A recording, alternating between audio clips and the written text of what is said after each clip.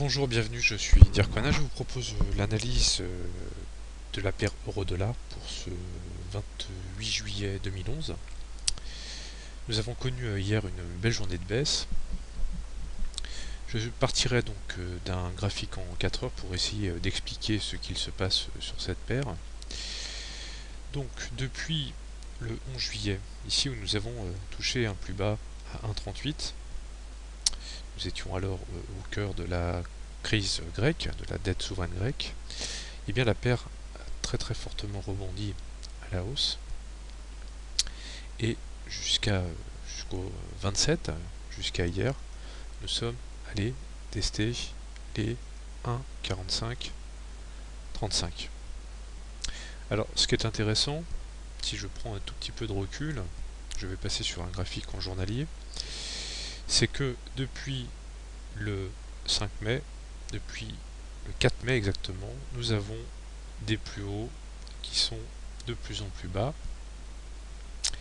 Donc nous étions le 27 sur un seuil tout à fait important à 1,45-35, car nous avons bien sûr surveillé cette zone de résistance très forte.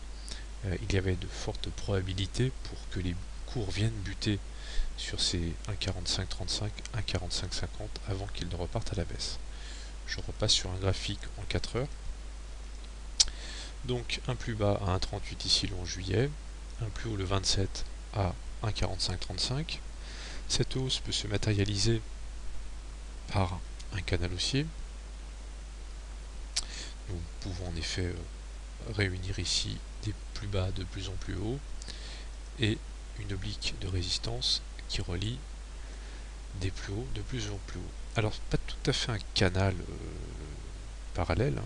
On voit bien ici que nous avons un biseau de compression, c'est-à-dire que les cours ont évolué dans une zone de plus en plus rétrécie. On peut également tracer ici en rouge une moyenne mobile à 18 périodes qui a très bien soutenu les cours à partir du 18 juillet, depuis donc une dizaine de jours, 2 semaines environ. Et bien cette moyenne mobile venait supporter les cours en même temps que le pic de résistance venait empêcher les assauts haussiers. Donc la paire s'est concentrée dans cette zone, donc comprise entre cette moyenne mobile, ce support à 1 MM18 et cette oblique de résistance. Alors hier, nous étions sur le Mumble, donc la salle des marchés de Vorlakers, donc outil tout à fait intéressant. Vous pourrez trouver le topic d'inscription sur le site For Hexagone. Nous avons donc évoqué ensemble en live, donc nous avons construit l'analyse et j'avais expliqué que si nous venions casser cette moyenne mobile à 18 périodes, eh bien nous aurions une forte impulsion baissière et c'est effectivement ce qui s'est passé. D'autre part, cette MM18 se confondait hier avec une ligne de support, de support donc à 1,4435 qui a été elle-même franchie à la baisse et nous sommes venus tester le bas du canal hier avant que les cours ne reprennent un petit peu leur respiration. Aujourd'hui, on aurait pu envisager un rebond sur cette borne basse, d'autant que cette borne basse est elle-même doublée d'un autre support tout à fait déterminant à 1,4320 qui a été testé ici à plusieurs périodes. Et nous aurions donc pu éventuellement passer un ordre d'achat pour envisager un retour sur les plus hauts à 1,4535.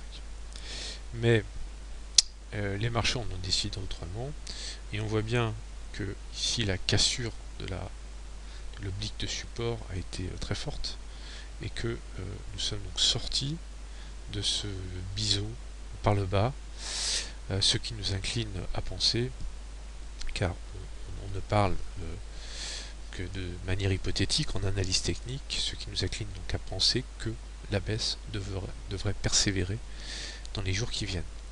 Voilà. Donc on va sans doute pouvoir envisager un retour peut-être sur les 1,42, voire les 1,4150 en extension. Je vous remercie, je vous dis à bientôt pour d'autres analyses. Au revoir.